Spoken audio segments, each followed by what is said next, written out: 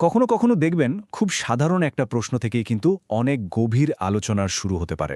আজকের এই বিশ্লেষণে আমরা ঠিক তেমনই একটা জিজ্ঞাসাকে কেন্দ্র করে কথা বলবো, যেটা আমাদের উৎস থেকে নেওয়া হয়েছে। তো আজকের আলোচনার একেবারে কেন্দ্রে আছে এই প্রশ্নটা। কিন্তু মজার ব্যাপার হলো আমরা এখানে সরাসরি উত্তরটা খুঁজব না, বরং আমরা দেখব যে এই প্রশ্নটা কেন করা হয়, এর পেছনের তাৎপর্যটা কি। প্রথমেই আসা যাক সূচনা পর্বে। একটি প্রশ্ন বাইরে থেকে দেখতে সহজ মনে হলেও এই প্রশ্নটাই কিন্তু ঐতিহাসিক এবং ধর্মীয় অনুসন্ধানের এক গভীর আলোচনার দরজা খুলে দেয়। আচ্ছা, এবার চলুন প্রশ্নটাকে একটু ব্যবচ্ছেদ করে দেখি, মানে এটাকে এর মূল উপাদানগুলোতে ভেঙে আমরা বোঝার চেষ্টা করব যে ঠিক কী জানতে চাওয়া হচ্ছে। দেখুন, এই একটা বাক্যের মধ্যে কিন্তু কয়েকটা মূল অংশ আছে। প্রথমটা হলো, এই জিজ্ঞাসার কেন্দ্রে কে আছেন? তিনি হলেন হজরত মোহাম্মদ সাল্লাল্লাহু আলাইহি ওয়াসাল্লাম, একজন অত্যন্ত গুরুত্বপূর্ণ ঐতিহাসিক এবং আধ্যাত্মিক ব্যক্তিত্ব। এরপর ফোকাসটা যাচ্ছে একটা নির্দিষ্ট ঘটনার দিকে, বিবাহ করেন। এটা তো যে কোনো জীবনেরই একটা খুব গুরুত্বপূর্ণ অধ্যায়, তাই না?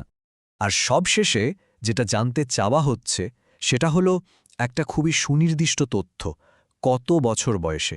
তো এই তিনটে অংশ যখন একসাথে হয় তখন এটা একটা নিখুঁত তথ্য খোঁজার চেষ্টা হয়ে দাঁড়ায়। তো এই যে প্রশ্ন করার ধরনটা, এটা কিভাবে একটা বড় ঐতিহাসিক অনুসন্ধানের অংশ হয়ে ওঠে, চলুন সেটা এবার একটু দেখি। এখন একটা খুব জরুরি প্রশ্ন কিন্তু এখানে চলে আসে।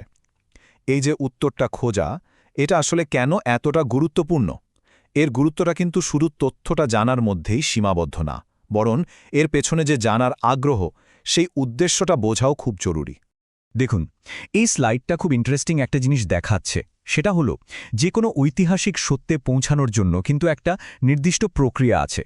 প্রথমে প্রশ্নটা ভালো করে বুঝতে হয়, তারপর নির্ভরযোগ্য সূত্র খুঁজতে হয়, আর সবশেষে পুরো প্রেক্ষাপটটা বিশ্লেষণ করতে হয়। এটা একটা গোছানো পথ। তাহলে সবশেষে আমরা আসছি উপসংহারে, অনুসন্ধানের গুরুত্ব।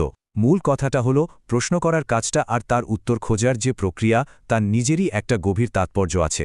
তাহলে এই যে অনুসন্ধান শব্দটা আমরা বলছি, এর মানেটা আসলে কি?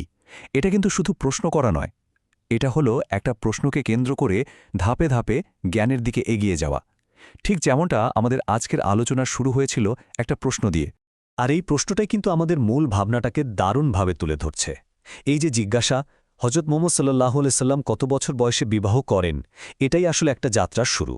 জ্ঞান আর গভীর উপলব্ধির পথে এক শক্তিশালী আমন্ত্রণ।